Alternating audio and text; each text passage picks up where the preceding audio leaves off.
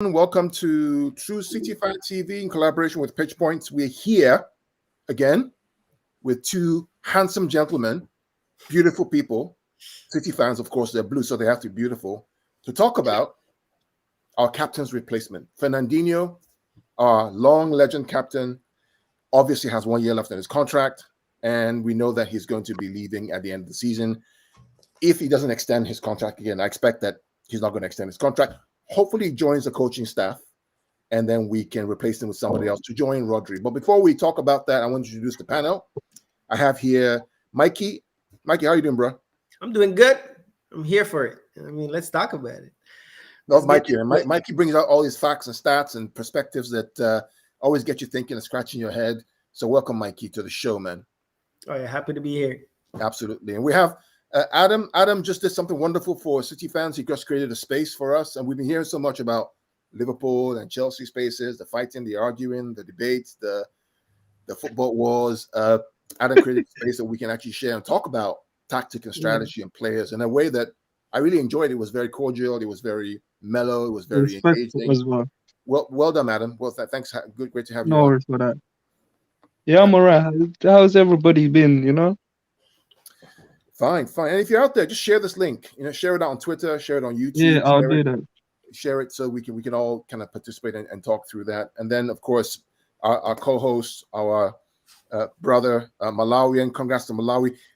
Patrick, thank you, all the way from Ireland. Patrick, how are you doing, man? I'm good, man. Feeling good. Malawi have got out of the group stage. We drew against Senegal. We could have beaten Guinea if we didn't have the 8 cases of COVID, as I told you, Carl, that we have ballers. We didn't play pretty football, but we've done it, man.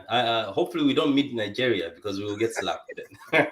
So are you guys out now of the group stage? You qualified? Yeah, we are. It's confirmed. They were dancing in that hotel. So it's Malawi always dance when we win something. Look, so thank God, man. Thank God. Nobody gave us a chance, Mike. Dancing.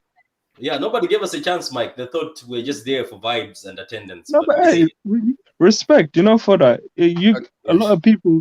A lot of people didn't give you the respect that you deserve, but now they've come back and now they need to give you the respect.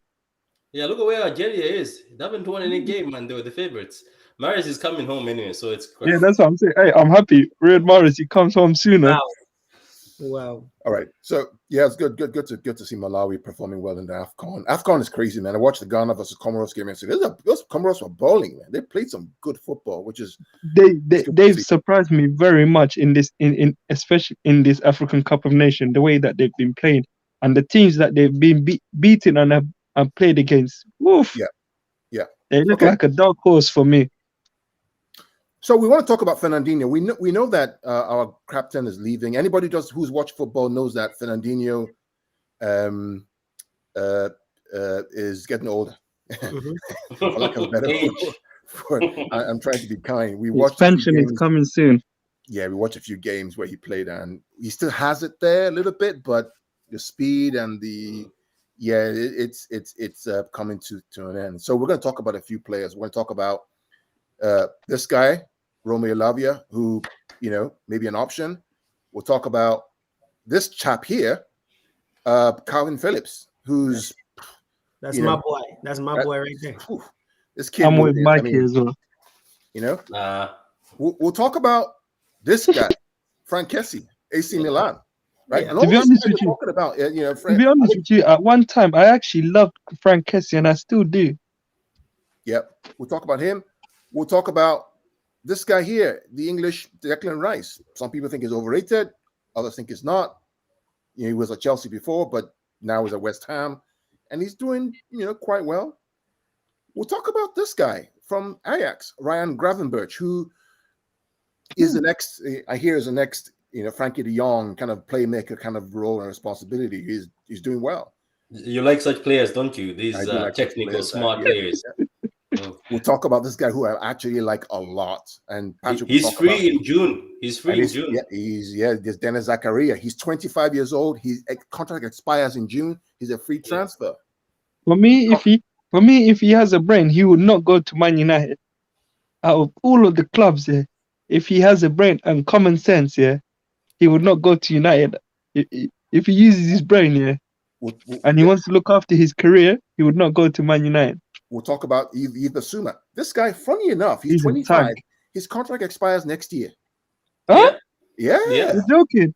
Yeah. Yeah, he's not renewing, and he's not renewing. He's refusing. His I contract expires in actually thought 2023. maybe he had like 2 years on his contract. No. I mean, so we have all the numbers right here. We have, we'll talk about. For me, yeah, it's Basuma is the player I wanted. I've been raving about him. What's Listen, this? What is hey. this? What is this? Marco Adam, what Verratti. is this? That's No, what my is this? boy. Guardiola this? loves this guy, man. Guardiola I love this absolutely boy. loves this guy. Be serious, guys. This one I'm is being serious. Bruh, That's it's 24, Marco right? Verratti, fam. Right? Like, Hey, Mikey, what influence have you been giving Pep? Oh, there's the Man. darling. You know There's my the darling. boy. but, You know but my boy. You this know, my little Big Jim, but boy. I don't know. Yeah. This I is don't my know how son, man. long This is this my boy. boy. And this guy here, Nicola Barella. Nobody's talking about this kid, right? His contract is still You till never heard about 2026, but he's a baller for Inter Milan. I don't know him. So we'll talk about all these guys, and we look at the deep stats, and we look at the actual numbers and all that kind of stuff. And Mikey, myself, Adam, Patrick will talk about the players in depth. So who do we start with, guys? Who do we start with? I mean, do you want to start Basuma, with- I have to speak about this, man. Okay, should we start with Basuma? Yeah. Patrick, you want to share your screen about Basuma? And then Yeah, let me share look at that. the Okay, stats. I got you. So wait, give me a minute. Sorry, I feel better when I'm using the mouse, but I can't. This new laptop just has 2 ports, so that's it. Patrick is new to technology. Let's go. Yeah, Basuma we in. Let me go find his stats. I have him. Do you want to share the screen? Yeah. Yep. Give me 1 minute. I'm going to share the screen, and here we go. There we go. Go ahead, Patrick. So Adam, I did the homework for you. So there you go, Adam. So Basuma right now is 25 years old. Funny enough, guys, here's something funny fact. All these African defensive midfielders Zakaria is African, even though he's from Switzerland, or he's playing for Sweden or Switzerland, one of the two. All these guys, first of all of them are refusing to sign the contract. All of them are 25 years old. So they know that their career is they have to go somewhere to be serious. Basuma right now, you can see yourselves. He can play as a defensive midfielder or just a normal CM. He's very good with the ball. So Adam, I'll let you talk in general, but I'll just tell you. So the strength for Basuma, Adam, for the guy who you pick as a baller, I also love him. He's very strong at tackling and dribbling. He's very strong. Ball interception, he's very strong. Weakness apparently is discipline, which is true. He does love the reckless tackle. This kid loves to step on people. His style of play, he loves to dribble, likes to shoot from a distance. He's scored a lot of goals for Brighton from a distance. Likes to tackle and commits fouls often. That's where the discipline is, the weak discipline. So this is your baller. So why do you want him, Adam?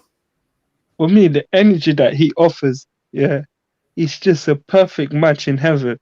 The way he is up and down in the box, and you can even sometimes see when Brighton are off the ball, you sometimes end up seeing him dropping into the defense and helping. So you see him, and when people talk about his weakness in discipline, that was a bit like Fernandinho when he came as well. In the beginning, his discipline wasn't that great, but gradually he that came out of his game, and that's what I feel like with Basuma. It's just that he's still young, 25. Given time with Pep and Pep educating him, you end up seeing him getting the best out of him, and the discipline will be much better than what it is now. Mikey, coming to you about Basuma. We're looking for a Fernandinho replacement, right? So we want something a little different from Rodri, something a little more hard tackler. Is this guy somebody who we should consider? I mean, given the fact that next year his contract expires, from a like-for-like replacement? You see, I watched him play earlier in the season, and I was saying the boy looked good, but he's a quality baller, but I don't think he's Manchester City pedigree. I don't think he will fit in our system, and he will play the kind of game we want him to play. He a good lad. I see a couple of games he played. I think he's very comfortable on the ball, bringing it out from the back. But I think in our system, I don't think he gonna fit in it. And that's just my honest opinion. But otherwise, from that, he's a good lad. Nice boy on the ball. He understands the Premier League. He's physical, but you know, it's just that I just don't see him in a Manchester City shirt, and that's my opinion. Let me share some stats on him, Patrick, real quick. Let me. I'll stop this for a minute. Yeah, stop that. Let me share a file that I have. Share my screen. Let me know where you can see my screen. Can you see my screen now? Mm-hmm. Yeah, we can. Yeah, we can. Yeah. Okay, so this is Yves Bissouma for Mali. I think it's better you zoom in a bit. Okay, let me try and zoom in a bit. Let's see. Is that better? Yeah. That's better. That's much better. Okay, so Yves Bissouma, Mali, 25, about 6'1", just above 6'1", right-footed, midfield number 8. But here's what's interesting, right, about how they rate him. So this is attacking, technical, tactical, defensive, and then creativity. So you can see clearly here he's more defensive. He has tactical. He's more technical, but then he's not as strong in the attacking sense. He's more of a defensive midfielder and not a creative, which goes back to Mikey, your point about he may be a little weak on creation in the final third or within that middle third, but defensively in the defensive third, he's pretty good in that area itself. There's something about him, Kyle. There's something about Bissouma that the reason why I'm sort of drawn into him, Mike. That's why I'm sort of like when I watched him is press resistant.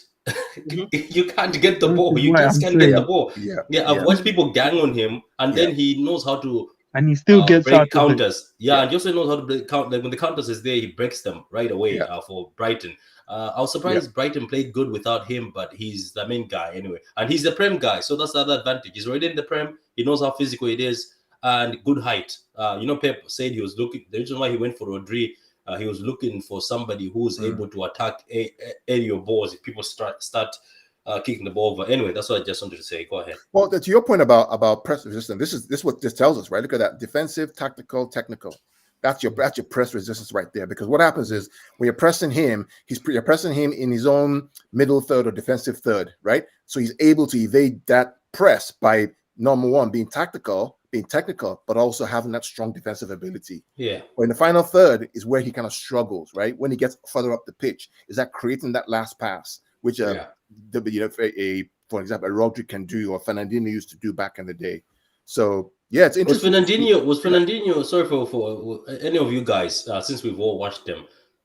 Was Fernandinho very good in passing back in the days? Well, let's look at his numbers. Let's look at Fernandinho. So this is Bissouma, right? He was all right at Shakhtar. Let's look at the numbers. Let's look at the numbers. Adam. Yeah, so he had, but you got when Fernandinho came, he was playing beside Yaya Toure. Yeah. His role wasn't really for the final pass up in the final third. His role was mainly to break up the plays. All the other creative section from a midfield player rely on Yaya Toure. And that's why Yaya Toure excelled that season when he was ridiculous with the numbers. Yeah. And you know what I mean? But so you see, my thing is I was talking about like Cancelo versus Wan-Bissaka, or why Wan-Bissaka wouldn't fit into a Manchester City system versus Cancelo. And I think Wan-Bissaka, if we had Pellegrini as manager, he would be perfect. Yeah. You get what I'm saying? Wan-Bissaka would be perfect if Manuel Pellegrini was manager of Manchester City. Yeah, you know what I mean? But with Pep, I honestly don't see him in the system. He's a nice guy too. The boy played football. Michael, so Mikey, look. So check this out, right? So this is Fernandinho. Can you see my screen? You see the screen? Yeah, we can see it. Look at Fernandinho's creation, 65. Yves Bissouma, let me pull it up. Yves Bissouma, 56. Right? So Fernandinho is more of a creative player, even though he has that defensive discipline, right? But he's more creative. He's more creative in the final third. Wait, Bissouma is more defensive than he's more precision than Fernandinho. Yeah, he's more defensive. Yeah, he's more defensive. But this is a United type defender. What they're looking for, this one, Bissouma. So, Carl, is this just this season? This is overall. Overall. This is overall. Okay. I think it's overall. Yeah. Okay. Yeah, I believe it's overall. Or is it maybe no? Maybe it's actually January. Is this season? It's over the past year. It's over the past year. Oh, it's from 2019. 2019. Oh, there you go. So 2019. Check this out. 2019, you can see that Fernandinho clearly is more. He's creative, but he's also tactical. Yeah. So his attacking Fernandinho was poor though. This time it says 51 in 2019. You can see the evolution of Fernandinho, right? You can see that. Interesting. Also, so under Pep, you can improve your passing. And That's your what eye I was for- saying.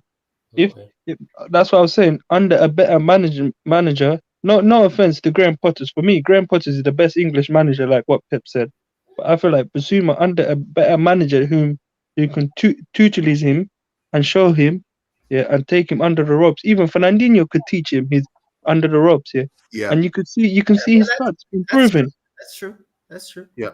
Okay. That's the same thing. Mikey, that was the same thing with Rodri. We were saying the same thing with Rodri in the beginning. That's fact. If for instance, if Fernandinho, well, not for instance, he's gonna retire at the end of the season. Yeah. Hopefully he get a managerial role. Hopefully.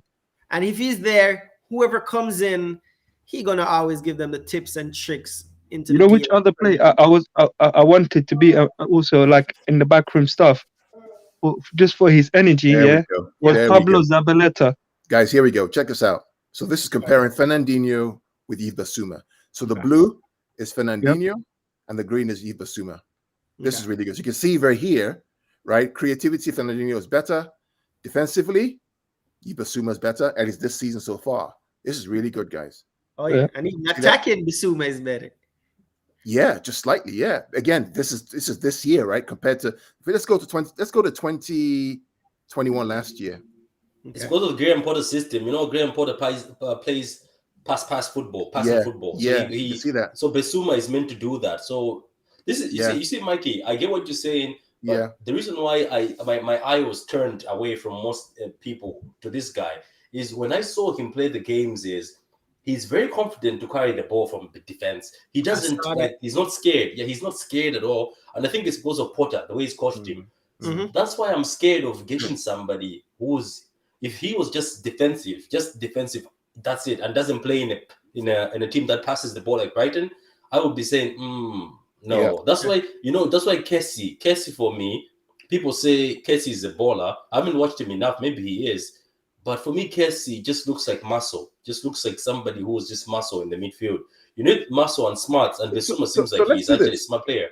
Yeah. Well, let's do this. I mean, so this is really good because we can actually interact and we actually compare player for player. So if we go, let's go. Yeah. Should we do Fernandinho versus somebody else, and then let's see?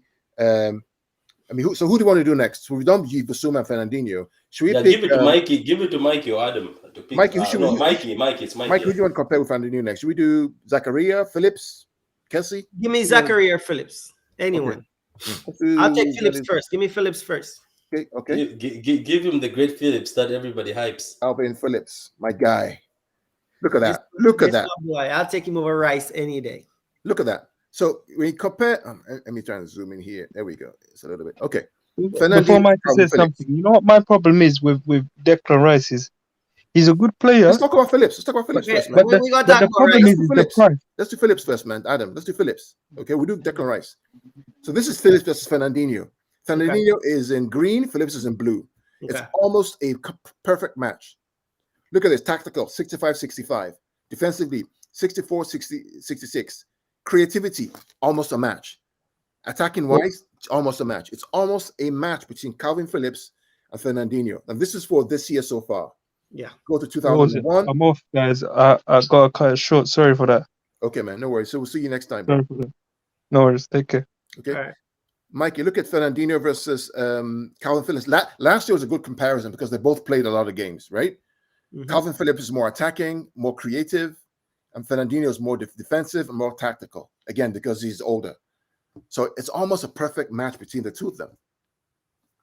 In 2020, again, Fernandinho is of course much, has more experience. So I think they were in the championship, so you can't really compare. But 2021 is where they're both in the Premier League. You compare the stats, and they're quite close. Wow. All right. So the thing is, for me, Calvin Phillips, and I'm just gonna bring him versus Rice because they're English. Mm-hmm. All right. The thing is, Calvin Phillips plays a single pivot role, and he doesn't have that support that Declan Rice has to excel. So Declan Rice to me is more in the role where with the Fernandinho and the Yaya Toure situation. Yeah. All right. So for me, Phillips understand that technical side of football. That what's his manager name again? Bielsa implement the same similar philosophy as to what Pep Guardiola do. And I think if he comes, he will adapt really quick and get the system and get the role. Like the only issue we have if he's out of form, but otherwise from that, I think his numbers are good because I've looked at him because I like the boy. I looked at him. I looked at his numbers. I think he's good defensively. Defensively, he's good. He breaks up plays. He passed the ball really good. He switched wings. He switched the ball left to right. Yeah, really good. He got ear ball. I like how the boy plays. I love the boy. I love him. And I'm check this telling out. you, I Check thought this him out, alone, man. Mikey, So- check this out. Look at his heat map. This is so far this heat. Look at his heat map right there in that number 6 role. So the number 6 position, normally, if you notice very quickly in the game, they're always around the center circle. That's the point of reference. That's the anchor. Yep. So when I coach my kids about playing that number 6 role, you always want to be around this particular area. That's where you're supposed to operate. Because Calvin Phillips, because of the way they play, right? You can see his heat map is right there. And his right side that's why it's more on the right side than it is on the left side. But he's still more attacking. Compare him to Declan Rice. Declan is in blue and Phillips is in green. Okay. He's more creative. He's more attacking. He's less defensive, maybe less tactical. And then maybe a little bit. So who's blue? Who's blue? Blue is Declan Rice. And then green is Calvin Phillips. Well, Rice is actually very good defensively. Yeah. But let's compare last year. Last year's a good way because they're both playing there. Yeah. This is good.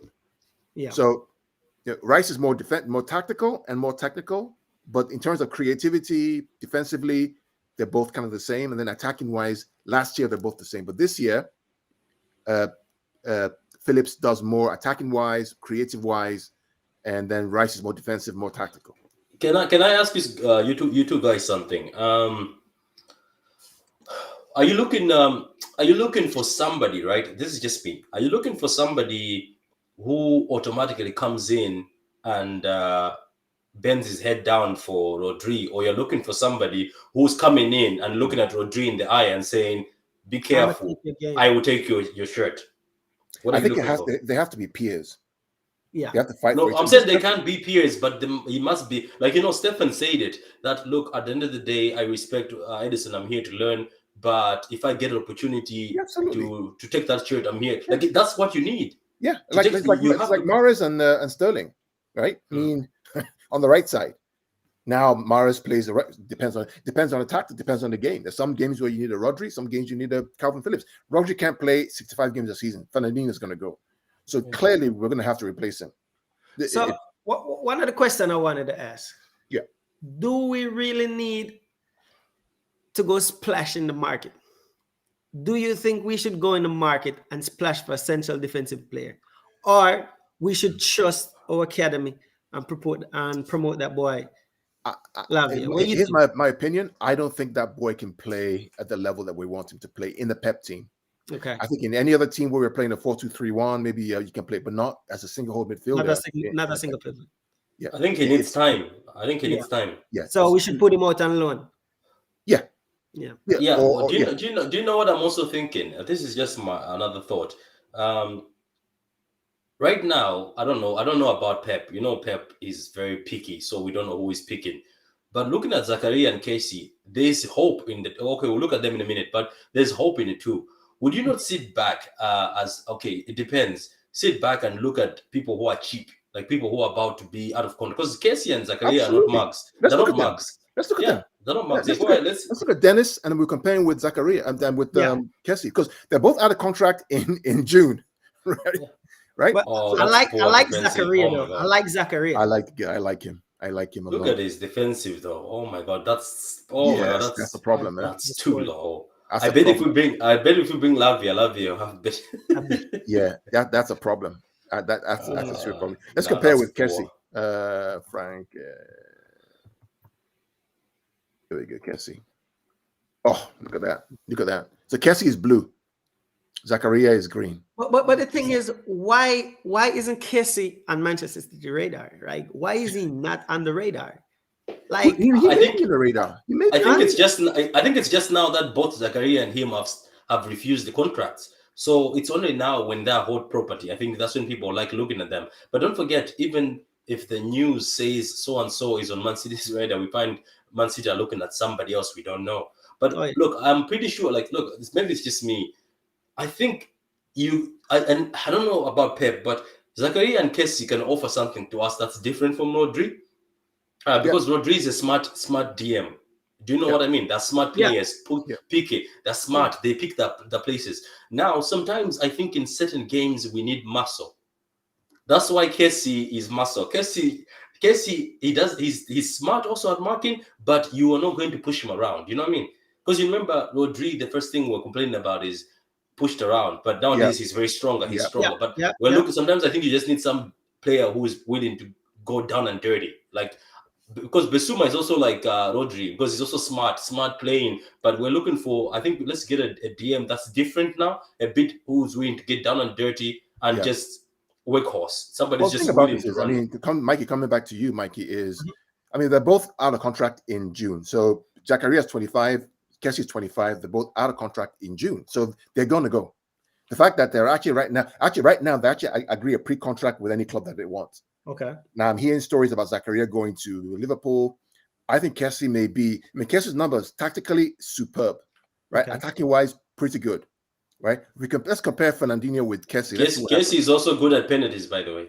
Let's see what he looked like versus Fernandinho. So look at it. So Fernandinho is in green, Kessie is in blue. So Kessie is more attacking, less defensive, less tactical, more creative, but also creative as well. Okay, you know, so it's really interesting to watch all these guys and how here we go, how they play. And this is his heat map right here, which is all over the. It's not as hot as defensively as we want. As Calvin Phillips. Calvin Phillips is really, you can see that heat right there on that bottom of the that's what Pep is looking for. A pivotal role around that. I mean, look at this. I mean, look at this. This is Calvin Phillips. Look at that. Look at the heat there. Yep. I mean, that's just, and it's all over the field, the back third, which means that he's covering ground left to right. He's running. Move left, move right, let the ball do the work. Yeah. Move left. And it's not surprising right, me because this is how Bielsa plays, right? Bielsa plays, man-to-man football. So that's why you have Phillips running around the whole place as a single holding midfield in a 4-1-4-1 system. Exactly. It's crazy. I mean, look at that heat map. So this guy is clearly, a buy. The problem with Phillips is the fact that his contract is up in 2024. He just signed a new contract. That's the only problem. So it's going to cost a lot of money. Wow. Now I do know. Does he have a release clause? He probably does. I do know that Leeds will probably want to sell some players to make some money. Okay. At the end of the season or something. Okay. So we look at Calvin, Zakaria, Kessie. Who do you want to look at again? You want to look at Frankie de Jong, Gravenbach? Who do you want to look at? We got. I want to talk about. I know you're not a fan of him, Carl, but you got anything on Bellingham? Yeah, let's find him. All right. I'm not a fan, but but it's your show, bro. So let's do that. To me, who does Jude Bellingham remind you of? Like, just as a fan, who does he play like to you? Who does he remind you of? Any defensive midfielder in the Premier League? 10 years ago, 15 years ago? Patrick, who does he remind you of? Let's see. He's box to box. The boy box to box. Yeah. He has a. What does he remind you of? Patrick Vieira. Patrick Vieira mixed with a little bit of Yaya Toure. Yeah, you're right. The boy has it. But look the at thing the heat is, map, Mikey. Mikey, look at the heat map right here. Yeah, he's a box to box player. And now this one I'll be willing to buy and bring him immediately. But the thing is, Pep had a box to box midfielder, and he got rid of him, which was Yaya Toure. It's too old, man. You know what I mean? Too old, man. He got rid of him on both occasions, at Barcelona and at Manchester City. Yeah, I did. That's right. It's not a matter of if Yaya Toure is good. He's good, but it's the system Pep plays. You know what I mean? But Jude Bellingham, like, I'm thinking, I like the boy. I like how he play. I like box-to-box midfielder. But I'm thinking, would Pep buy him? Like, where would he fit? He's good defensively. He's better defensively than most of the guys we talked about today. Yeah, look at that. He's actually green. Look at that. It's 72, 69, which is not bad. He's green or blue? Yeah, he's green. Wow. He's green. You sure? Man, this kid, Yeah, my uncle, this kid is the one who impressed Pep. no, he's Pep blue. actually, He's blue. He's blue. Sorry. yeah, He's this blue. is the kid. This is the kid that after the Champions League, Pep went to the coach and asked him that is this kid really 17 years old? That's what I I'm think- saying. I think for a minute there, he's been under the radar. When Pep is impressed with you, and the amount of the fact that there's a lot of rumor that this kid really wants to come to the Premier League, to the right team, because that's where he always wants to play. You know, the Yeah. dream of English players. Yeah. If this kid shows up at City, there will be trouble for most teams. This kid, there's technicality I've thing never is- seen. Okay, how is our English quota? Do we have any foreign quota left in our squad? That's a good point you make, man. So what I'm saying is Fernandinho will leave and he will free up that space. Yeah. Was that space leave for an attacker? And if an international attacker come in and fill that spot, that Well, will the good thing is that Mendy's leaving, so that's another spot open anyway. So okay. yeah. So I gotta put a lot of things in the perspective when I think about the player and to make the final decision as to who I think they might go for. I think they might go for Phillips because he's English and Pep, and I think the FA would want that, especially going into World Cup. You know what I mean? Get the players prep and ready and get them in form. You know what I mean? But Jude Bellingham, the boy's a box-to-box player, end-to-end is pure energy. He's always going in for the tackle, always willing to make the forward pass. Yeah, but didn't Fernandinho also come in as a box-to-box and he was converted? Yeah. Let's check out Declan Rice. You want to check out Declan Rice? Let's see. Let's see. Here we go. So, woof! Look at that heat map. What foot do you use? He left-footed. Oh, he's, right-footed. Carl, I think we've been also making a slight mistake. I think what we should have been doing is, I know that we are comparing to Fernandinho. I think we should have been comparing to Rodri, comparing to what we have. That is this guy coming in to shake up Rodri, or is just going to be Rodri's backup dancer? Well, we're saying we need a Fernandinho replacement, right? So Rodri, where's Rodri? Here we go, Rodri. Yeah, I just want to see that is this whoever Rodri's we're buying. in blue. Rodri's in blue. Yeah. Do you know what I'm trying to say is whoever we're buying mustn't come in and is Rodri's backup dancer. I want them to come in to Rodri to say, "Oh my God, there's a threat here. I have to step up." Do you get my point? So let's just see. If you compare Rice and Rodri, they're actually quite similar. So Rodri's in blue, right? And Rice is in green. So Rodri, tactically, they're both similar, 72, 70, 77, 78. Rodri's a little ahead. Technically, Rodri's a little ahead. Attacking-wise, they're both the same. Creativity, Rodri is way ahead. Defensively, Rice is ahead. Wow. But check out his heat map. He's definitely left side dominant. So this question, do you think he fit our style of play? And Mikey, the question is, do you think he can handle the responsibility of that pivot role? Yeah, exactly. Are we going to see something similar to like what we've seen when players come in under Pep Guardiola? They struggle the first year, try to adapt the second year. You think this is a case of Declan Rice? Mikey, that's a good question because I think that Rice plays in the two. He plays with Rice and Soufal or Rice and somebody else. Souček. I haven't seen him play by himself. Playing by yourself in a Pep system in a 4-3-3 is a whole different ball game. That's the only question I have over him. I know his quality is good. I know he's a nice guy, quality on the ball.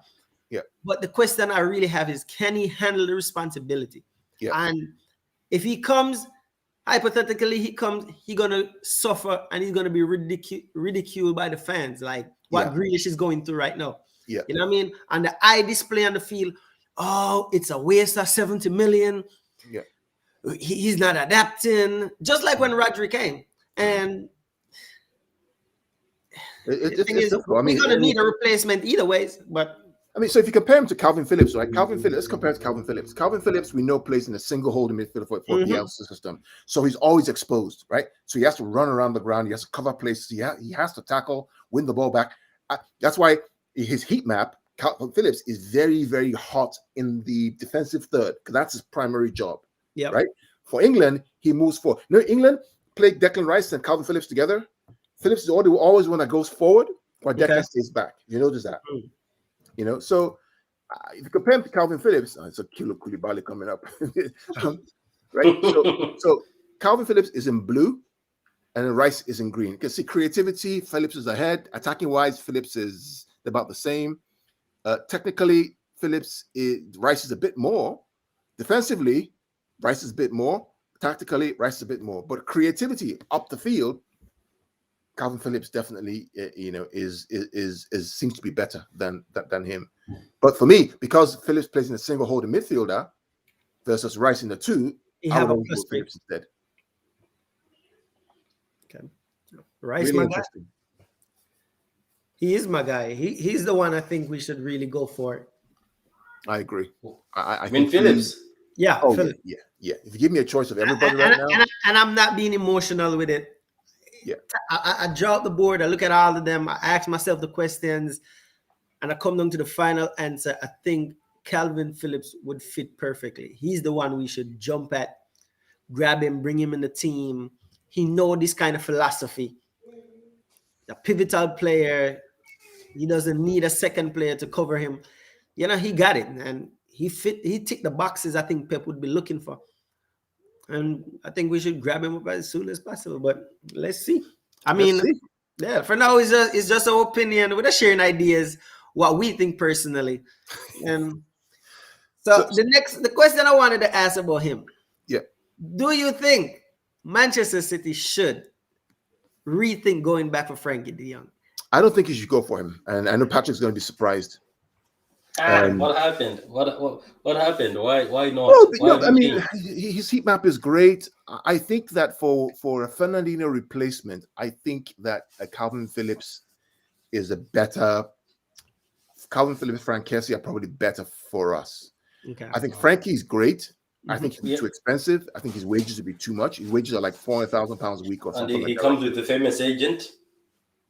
So it becomes a problem. Then his contract is not up till Frankie de Jong contract 2026. So he has 4 years left on his contract. Unless Barcelona want to do a deal, I think it's going to be a difficult sell to get him at City.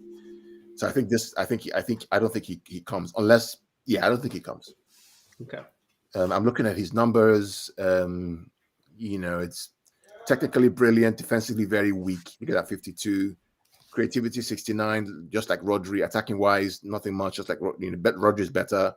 Tactically, like Rodri. So I think for that role, in the English Premier League, you need more numbers in defensive wise, tactical wise, to play there. So I think it's going to rule him out. Yeah. Frankie off the list. Yeah. Plus, the kid is not even physical. He's not very physical. No.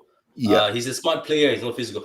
Do you know what? Frankie de Jong, I'd like him to be changed into, the way Gundogan is used at City. Yes. Yeah. I'd like Frankie to come in, but not to touch the defensive midfielder role. Maybe to touch it in certain games like Gundogan did. But I want him to come in just to play next to somebody else. Exactly. In fact, Patrick, you actually hit the nail on the head. When Ajax were playing in the Champions League 2 or 3 years, when they were actually almost won, when they got to the semi-final, when that amazing game against Real Madrid, Ajax, and against Juventus, Frankie was playing a 4-2-3-1. He was a second holding midfielder next to another guy. I think it was Schöne or something. So Schöne was more defensive. He was more attacking. So he had a license to go forward, right, to help support the attack. And he was really, really good, combining with Ziyech, combining with this kid from Brazil that played the left wing. Neres.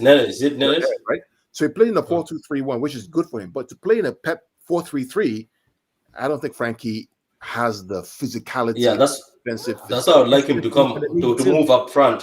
How to just move up front. To move next to. Let's say if he comes in and there's don't bring him saying this is the guy we're going to play as a holding. No, let him free him as in attack. I think he'll be amazing. He would be amazing. His passing is incredible. He got some nice pass too. He got good vision. Oh yeah. Mikey, do you think that when you look at Frankie de Jong, let's say he's playing the number 8. Let's say he's playing left number 8.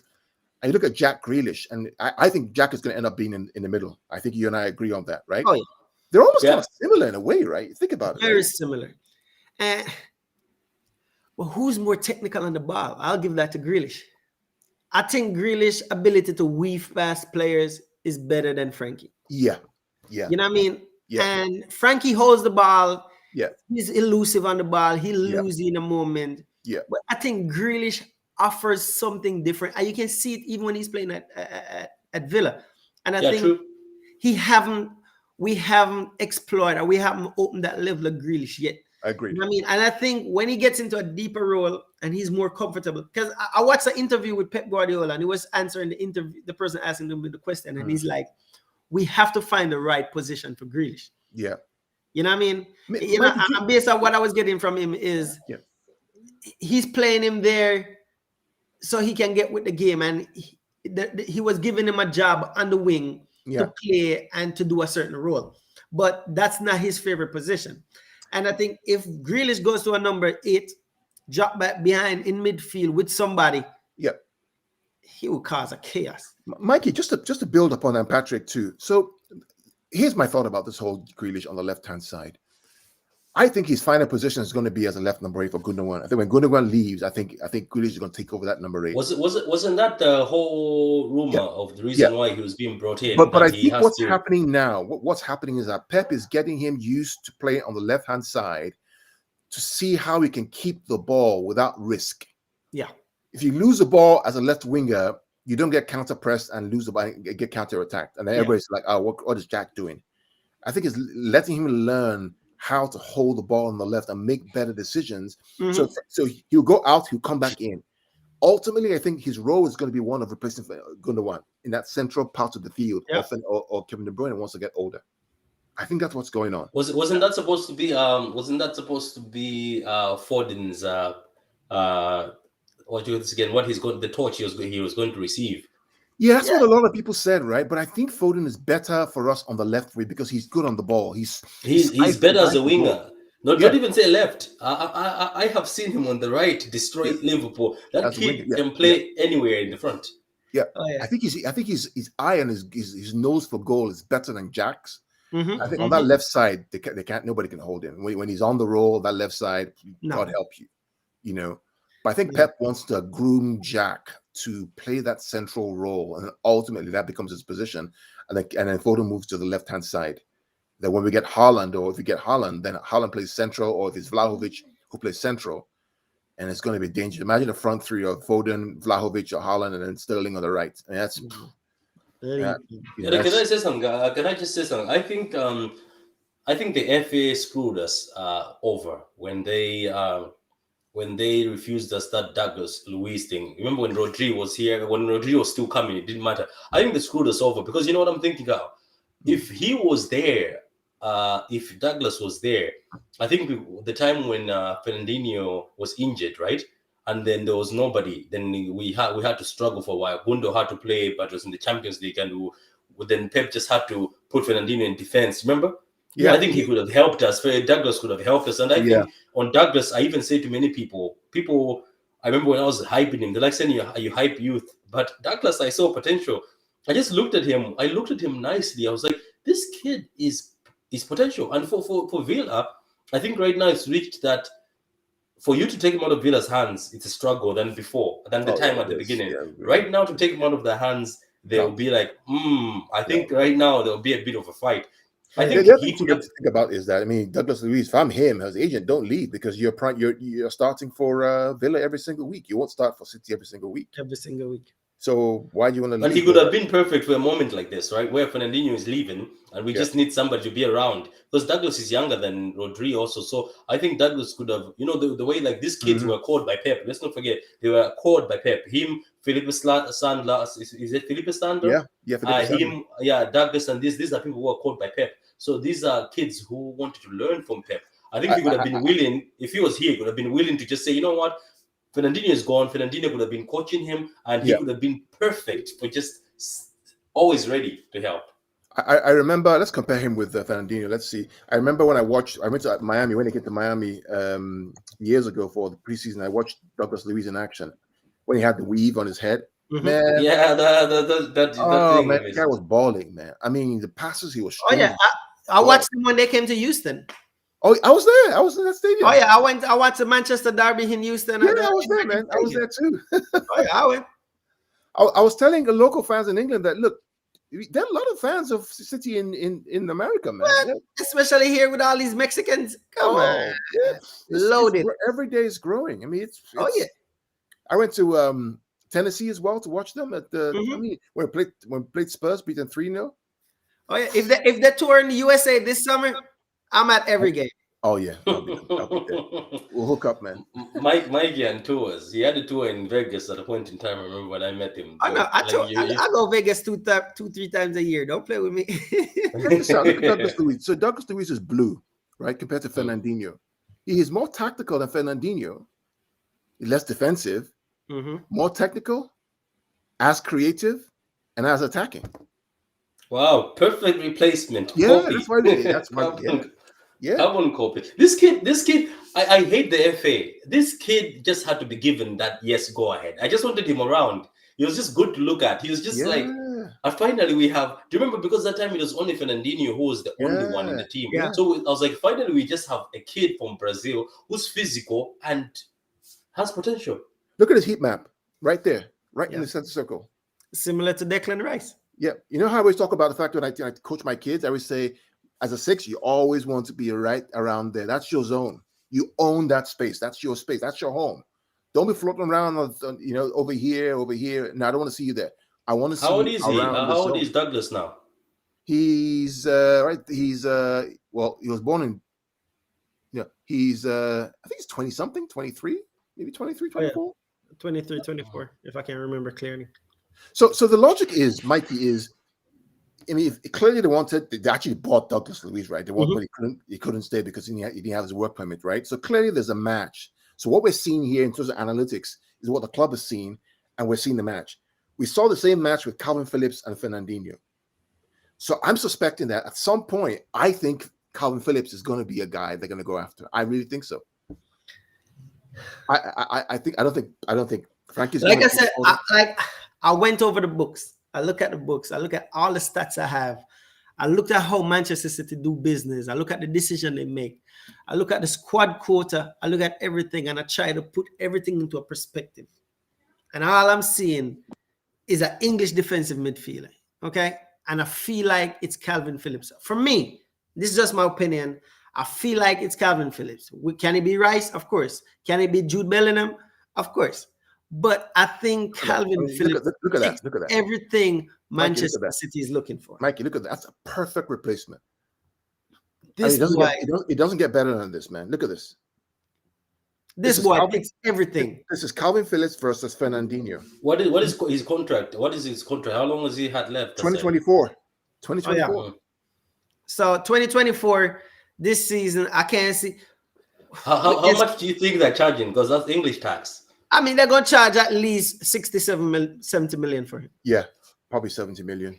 Yeah, around that. And we can read. He's no outstanding weakness. Is that Fernandinho or him? It's Philip.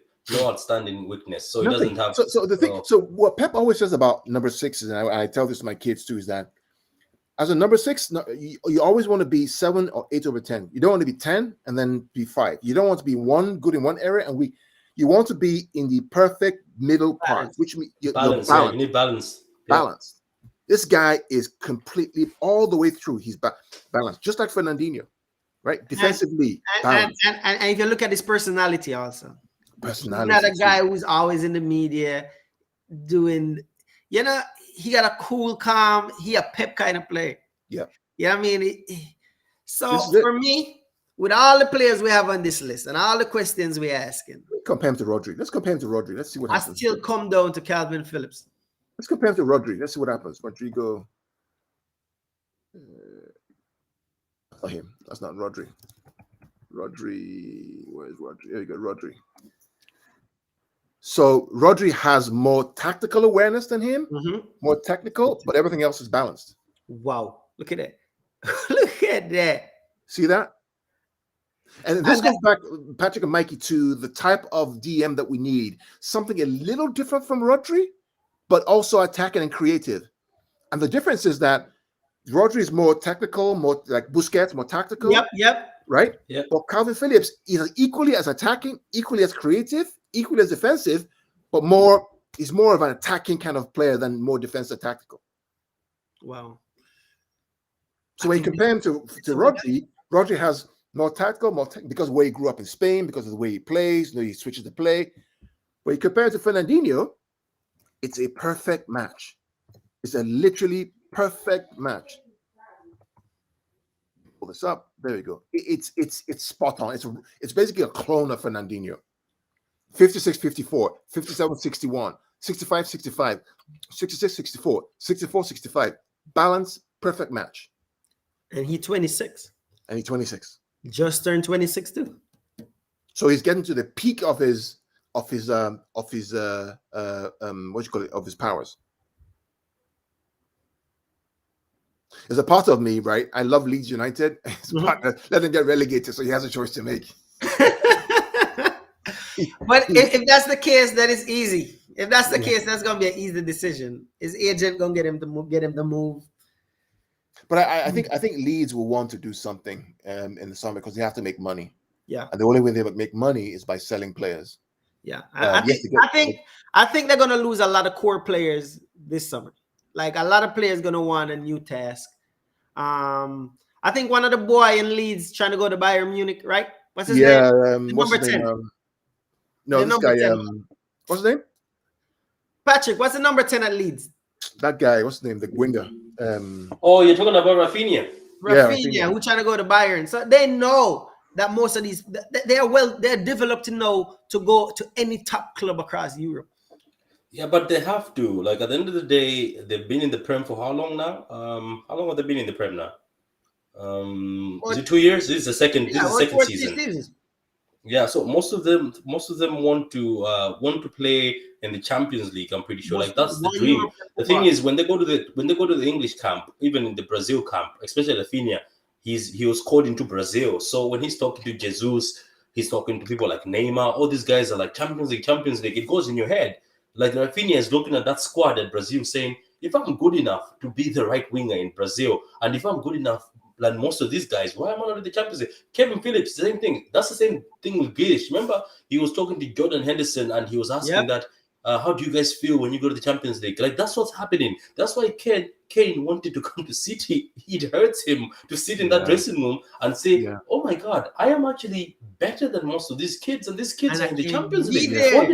Foden is 21 and he's got 2 Premier Leagues, FA Cups, and I have nothing, and he plays Champions League football, and I'm the English captain and who play Champions League football. It's painful. English captain. Imagine that. It is. So we've agreed that I think there are 3 options that we think are the priority. We think that Phillips, Bissouma, Kessie are the 3 that you think we should go for, right? I mean, Zakaria. After what I saw with Zakaria, no. So Zakaria's out. Pep gonna look at that stats and say no. No. Yeah, we don't want somebody when we're getting counted. Let's not forget we're getting counted. And do you know what we should also be thinking? We should be thinking of a very fast defensive midfielder, and we also should be thinking of finding a left back or a right back who's fast. Because that's what I was just about to throw in it too. I was gonna be like, we know we're talking about CDM, but let's jump on the left back train.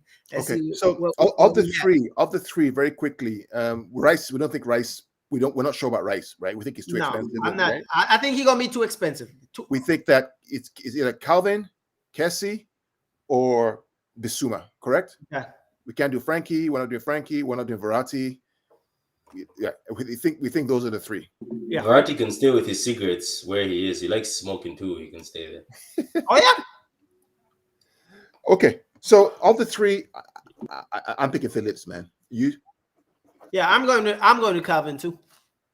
Patrick? For me, I want to let go of Bissouma. For me, it's still Bissouma.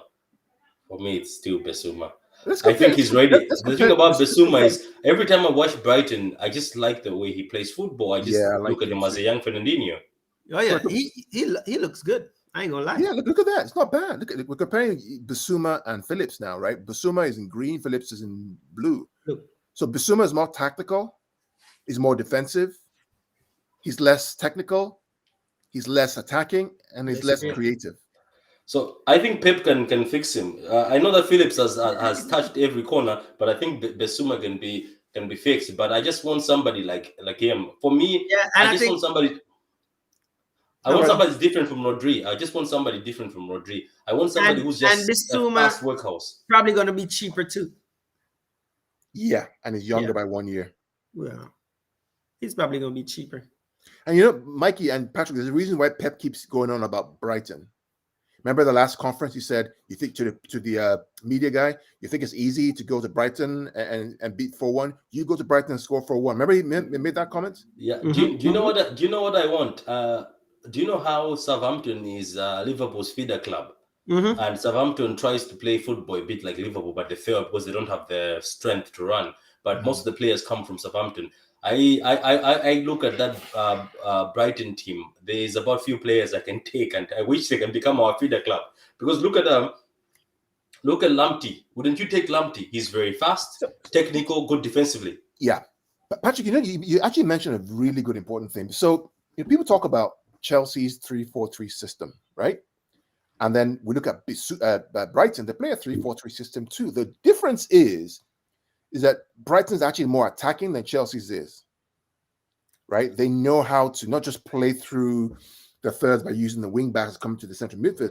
They actually try to create and pass and create those chances. Now, the problem with Brighton is that they don't convert all their chances. Yeah. Which is what Chelsea also struggle with as well. You know, if they had a proper striker, who Welbeck is kind of, but you know, he's inconsistent. Yeah. They probably have more wins. Yeah. Wow. Okay, so it's between Phillips and Bissouma, one of the two. I think because Mikey and I picked Phillips, I think we'll go with Phillips. Yeah, we'll go Phillips. Yeah, like for me, I wouldn't mind, and I think because he's 26 years old, and as I said, I think most of those players in that English squad, even Rice, who's in West Ham, they will want Champions League football. I think they keep talking about it when they're together. Kessie, Zakaria, for not signing those contracts, they want regular Champions League football. These CDMs or these ballers, all of them, look at them. They're not signing contracts. They all want to leave and Champions League. But Phillips, I wouldn't mind. But Bissouma also, remember, he was refusing to extend. So he looks like he also wants to leave. He wants Champions League football. If I was Arsenal, I'd be looking at Bissouma because Partey cannot be reliable for a whole season. I agree. Okay, let's talk about left backs. Mikey, all yours, man. Who do you want to look at? All right. I'm going to throw this question at y'all first. Again, for left back, I think this Zinchenko, I might adjust what we have at the club first. I think Zinchenko, I know Patrick is not a fan of him. I think Zinchenko has developed into the left back position really good. Okay, over the years, I think he's adapted. He looks good and he looks better. Look at that. Look at his numbers. Look at his numbers. Wow. Do you think defensive and tactical?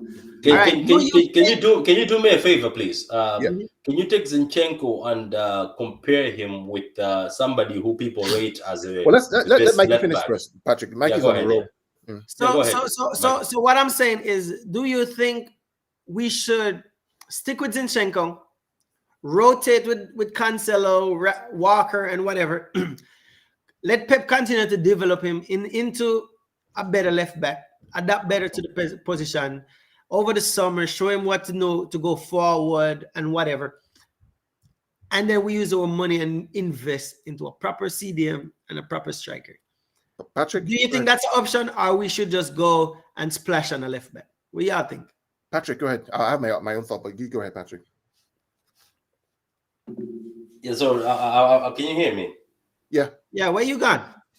Yeah, I'm gonna just be like this for a minute. I'm just doing a few things now. Okay, let me address the question. While you do that, Patrick, let me address the question. So it's a good question, Mikey, because I mean, Zinchenko is one of Premier League with playing left back. We have Cancelo right now playing well, so we have options covered there. And I would even say that Cancelo is actually a better left back than Zinchenko is. Yeah. So do we need to go and buy another left back that's going to cost us 50, 60 million when we have two people who can play it? I don't think so. I think if we have cash, CDM and that number 9 is probably the priority. However, if there's anybody who's free on a transfer, who has a contract expiring, we should look at them, right? But I don't think I think it's number 3 priority out of the three spots. Spot number 1, priority number 1 is striker. Maybe even CDM. Number 1 CDM, number 2 striker, and then 3 will be left back. You know, and that's how I really looked at it. I think the club gonna address the key the key spot first. That get a clinical striker, clinical finisher, and get someone to replace Fernandinho. Do you think priority would be either CDM or striker? I think they're both priority. Yeah. And all right, let me. If we don't see a CDM, but for me this is the thing. But another thing, guys, I would rather have S-Brand sitting next to Zinchenko and Cancelo, like sitting around the team. You know, S-Brand, like he's 18 now. And have you seen pictures of him recently? Have you seen he's bucked up? Do you think there's a reason why? He is more muscly, and like the first time I saw him, like now, have you seen him? The pictures I sent him, it's as if somebody has told him to be lifting. Do you think that's what the team has told him, maybe to back up a bit? Yeah, he has no numbers to compare with S-Brand because it's academy. So but I'm just saying, I think S-Brand would be good. Yeah, who do you have in mind for left back? I mean, I know Theo Hernandez. I know we link with one key player. That's Hernandez, the boy AC Milan. Let's check him out. Yeah, I think he's top of the list right now based on all the rumors I've seen. But I don't know how concrete is it. How are we gonna get rid of Benjamin Mendy? Are we gonna sell him, or are we just gonna release him? Release him. Yeah. Okay. Yeah. So another question about that. This ain't got nothing to do with that. Because sorry, just a minute. I know we're not supposed to talk about this, but I'm sure in the contract there are certain terms and conditions where if you breach certain things, you have some consequences. I'm assuming that's what's going to, if indeed they find him guilty of what he's been accused of. So what I'm saying, like, now that he's suspended by the club, does he get paid by the club? I don't know. I don't know the answer to that. Yeah, I don't know. Yeah, it's fine. We'll look at this boy. Let's see what he got. But they always say you're proven innocent until you're innocent until proven guilty. So totally understandable. Yeah. But Theo Hernandez, France, left back for Milan. He's 24. We comparing him to who right here? I'm not sure why we have. Put him against Zinchenko. Let's see. Let's compare him to Zinchenko. Alexander Zinchenko. Okay, there we go. So Zinchenko is in blue. Hernandez is in green. Check out that. Wow. Zinchenko, yeah. Look at that, Patrick. I hope you look it. I am, boss. I am. Like that's why I was trying. That's why I told Carl that can we get the best, one of the best look at that left backs. Let's get one of the best left backs. Let's get one of the best left backs in the Prem, and then let's compare all these left backs people say are the best. Let's compare them to Zinchenko and see how bad Zinchenko is, or how if we just say that because he's developed so good, and that's the part where I really commend him on. Like, I thought he would be like, oh, I'm not gonna get no game time and I'm gonna leave. The boy sit there, stay at the club with all these superstars, don't get the money they getting. Yeah. Still go out there every 90 minutes when he's called up and put on a shift. He's a warrior. He's a warrior. That's why I'm like, should we get rid of him? Should we buy somebody to threaten a loyal? See, this boy loyal to the club. Mike, we can't get rid of him. You know why we can't get rid of him? He understands the Pep system. Yeah, that's what I'm saying. And when we play that system where Cancelo would go sit beside Rodri, or Walker would try to slit in that midfield, when Zinchenko does it, because of his technical brilliance on the ball, he fits in perfectly. You got to understand. Check this out. Let's look at against Theo Hernandez is 70 for technical, but then Zinchenko is 52. But defensively, right, 71-75. Look at that, surprising. Tactically, 63-651. He's way more tactical, way more defensive, less creative, less attacking. So he's actually a better left back. Pound for pound than Hernandez. That's what I'm saying. Well, like, the boy played left back for us, going straight to a Champions League final. Yeah. When I saw that, I said I would never question him again, because I used to pressure. Because y'all just know me. Like, before that, you wouldn't want to be in the same group with me, because every minute I'm like, Zinchenko out. Sell him right now. But the boy has developed into a proper left back. He has. He's adapted. He learned the system.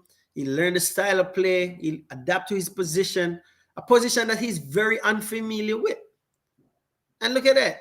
Look at that. I respect that. And I don't think we should go buy a left back in the summer. I think we should go get a nice quality CDM with our money and a proper striker. I agree. Okay? A proper striker. And if we don't get Haaland or we don't get Vlahovic, we should go get Joao Felix. Simple. I agree. Let's look at. I mean, we have to leave very soon, but let's look at Joao Felix and let's compare him to our darling Haaland. Oh God. Yeah, but this is yeah. I mean, I like what we're doing because we're looking at data. We're not just speaking just talking. Just talking smack. You know, we're looking at data. We're trying to see and compare, and go into the kind of mindset that the club has. Which is why, you know, when we looked at, you know, Douglas Luiz and Fernandinho, we saw a match. Yep. Right. We looked at Calvin Phillips. We see Fernandinho. We see a match.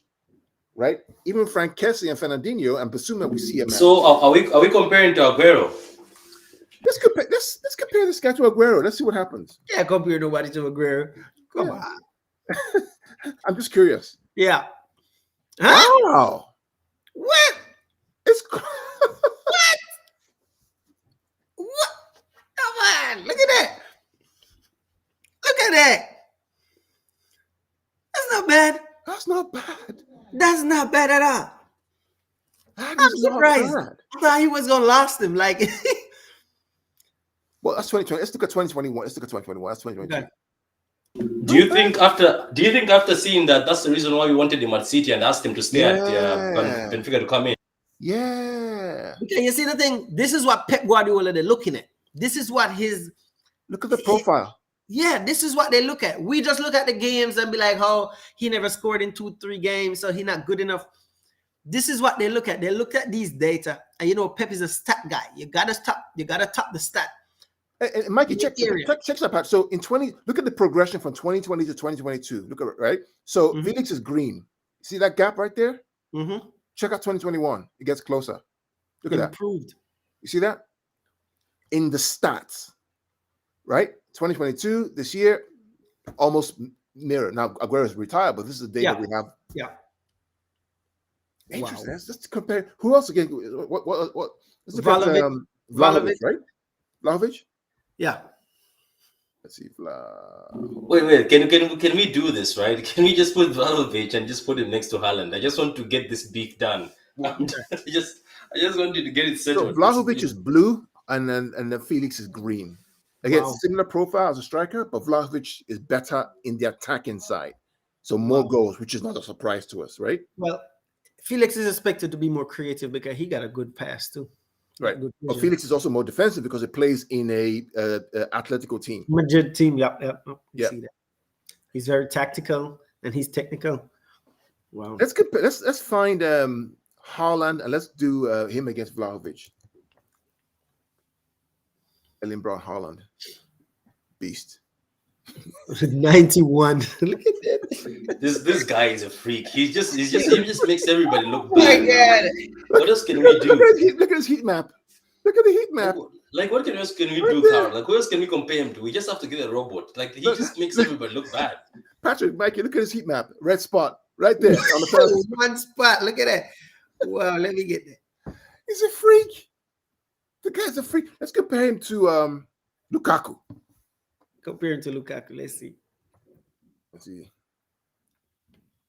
Lukaku is blue. Wait, Carl. I'd like is this soft score? Does it even load up academy players?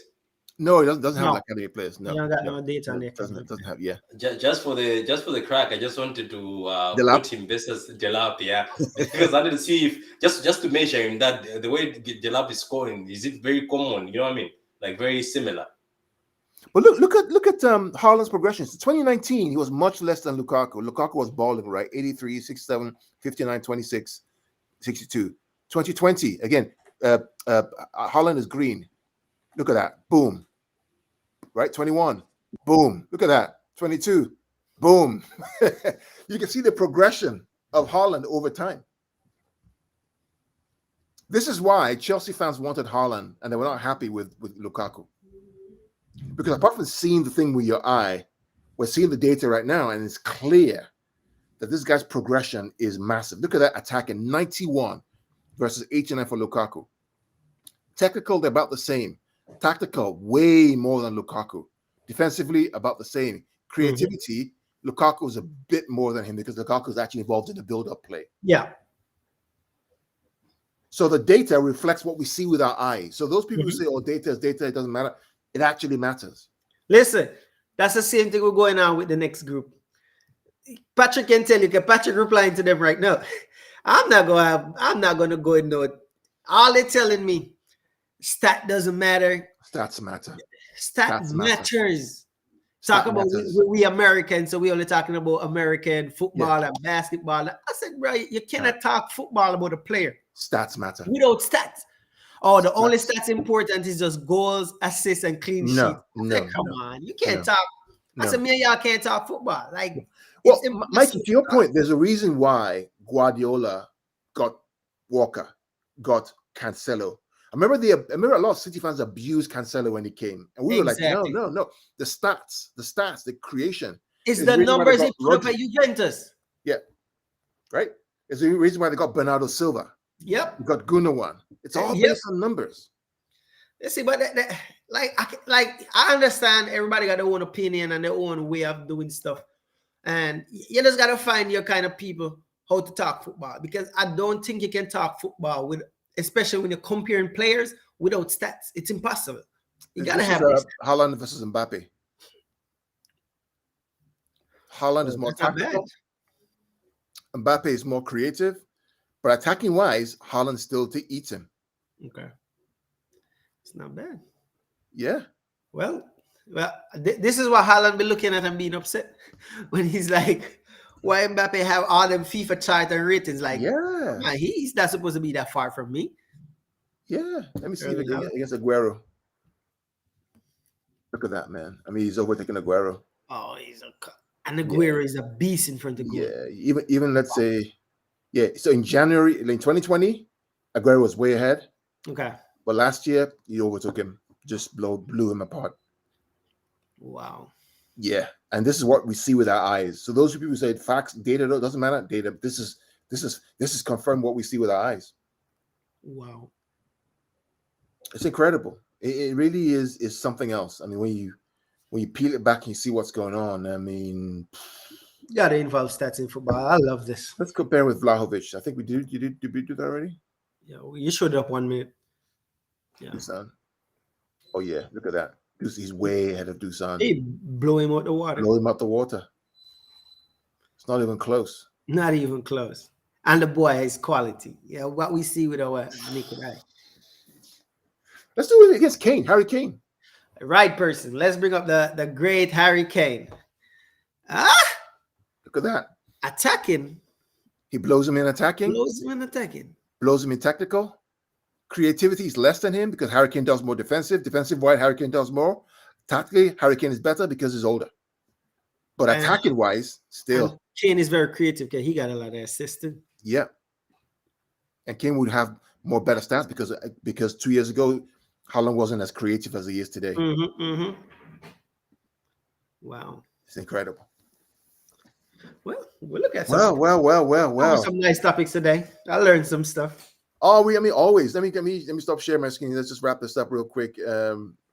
Stop. So, yeah, we have Ty is right there. Hi, Ty. How are you? Ty is a Chelsea fan of ours. That he was also a good friend. He also has a channel called Afrobeat Live.